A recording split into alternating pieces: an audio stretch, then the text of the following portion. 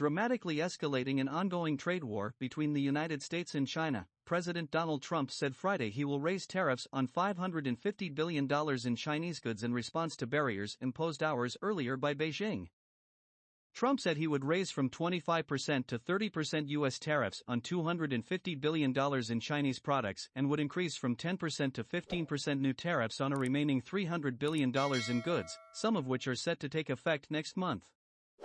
The announcement came shortly after China said it would levy its own tariffs on U.S. imports, prompting a market sell-off. The president's all-in move followed a day of angry recriminations on Twitter that appeared at times to catch White House aides off guard. After suggesting for weeks that talks to alleviate trade tensions with China were progressing, the president at one point asserted that we don't need China and that the U.S. would be far better off without it. As the Dow Jones Industrial Average plunged more than 600 points, business groups such as the U.S. Chamber of Commerce urged caution as they tiptoed around a midday tweet from the president in which he claimed to have hereby ordered companies to seek alternative markets as a means to punish the world's second-largest economy.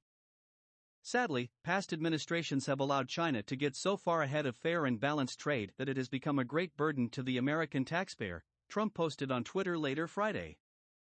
As president, I can no longer allow this to happen. Higher tariffs on the $250 billion in goods will take effect October 1, the White House said. The tariffs on some of the $300 billion in products will go into effect on September 1.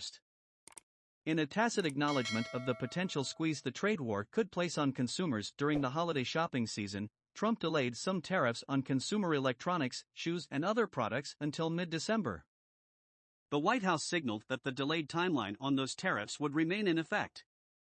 The dizzying escalation of rhetoric came hours before the president heads to France for the G7 meeting of world leaders, where the global economy and trade issues will take center stage.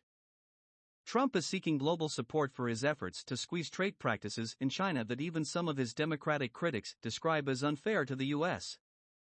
But Trump's moves also came amid fears of a global economic slowdown, making investors jittery and causing several days of wild swings on Wall Street last week.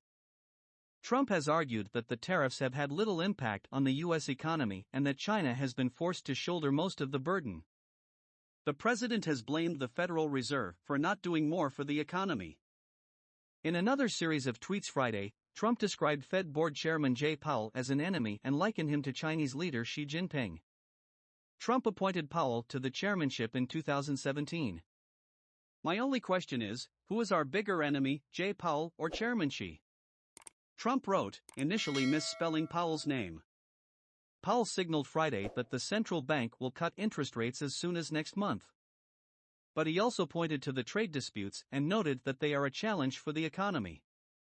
He added that while interest rate policy is a powerful tool that works to support consumer spending, business investment, and public confidence, it cannot provide a settled rulebook for international trade.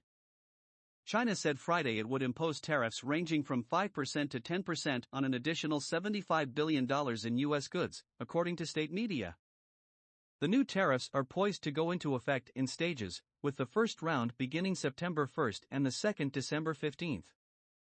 China's Commerce Ministry said 5,078 products would be affected, including soybeans, fruit and seafood, coffee, cars, auto parts, chemicals, whiskey, cigars, clothing and TVs. The developments drew concern from business groups. While we share the president's frustration, we believe that continued, constructive engagement is the right way forward, Myron Brilliant, executive vice president and head of international affairs for the chamber said in a statement. Time is of the essence. We do not want to see a further deterioration of U.S.-China relations. David French, of the National Retail Federation, was more direct in his criticism.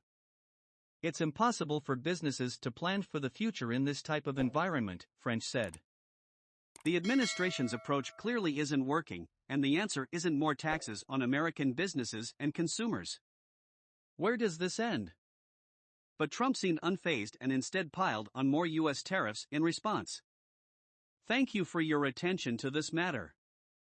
Trump wrote, concluding his tweets announcing the tariffs.